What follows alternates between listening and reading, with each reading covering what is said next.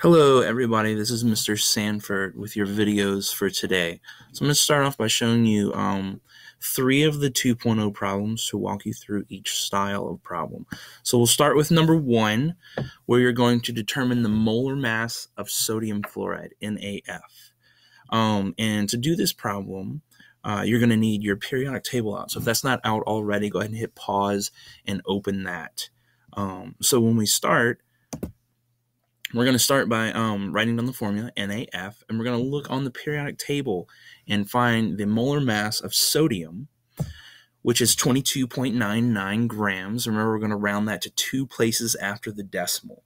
And we're going to multiply that by the number of sodium atoms in this compound. So in this case, since the subscript here is 1, we're going to multiply that by 1. And we're going to add that to the molar mass of fluorine. So 19.00 grams times the number of fluorine atoms in this compound, which here again the subscript is 1.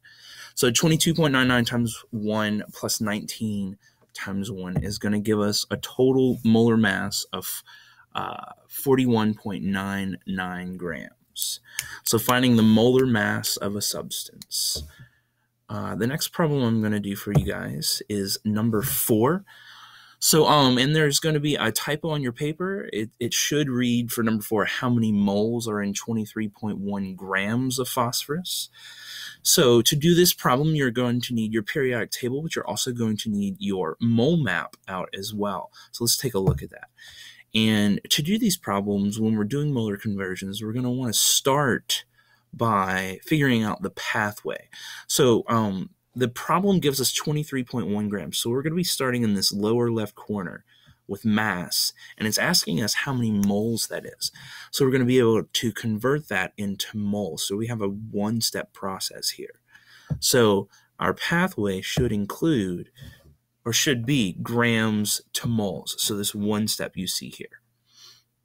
So we'll start by writing down the information given to us in the problem, 23.1 grams of phosphorus, and we're going to convert this to moles. So we do the next step, times in a line for a conversion factor, and we know we're going to need to get rid of grams. So we're going to put that on the bottom of our conversion factor.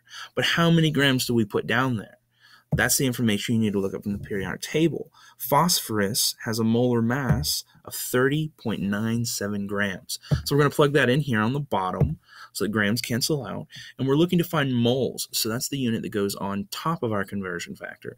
And 30.97 grams of phosphorus is equal to 1 mole. So now we can cancel our units out on opposite sides of the problem. Grams cancel out, and we're going to be left with moles in our answer. And here we have a division problem. 23.1 divided by 30.97 is going to equal 0.746 moles. All right, the next problem I'm going to show you is number 9. So this is a third type of problem that you will be asked to do.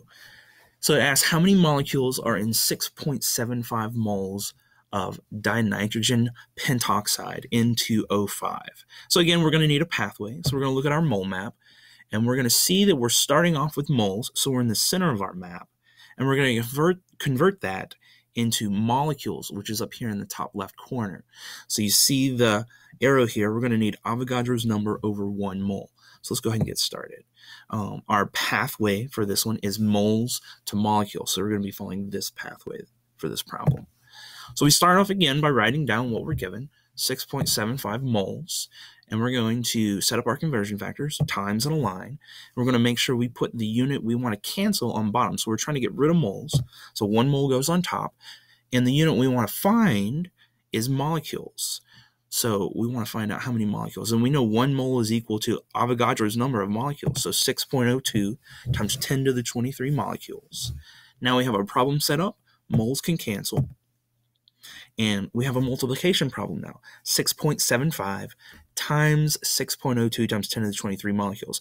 Now when we're typing this into the calculator, we're going to make sure to use our E function to let the calculator know that we're using scientific notation. So you would want to type in 6.75 times 6.02 second E 23.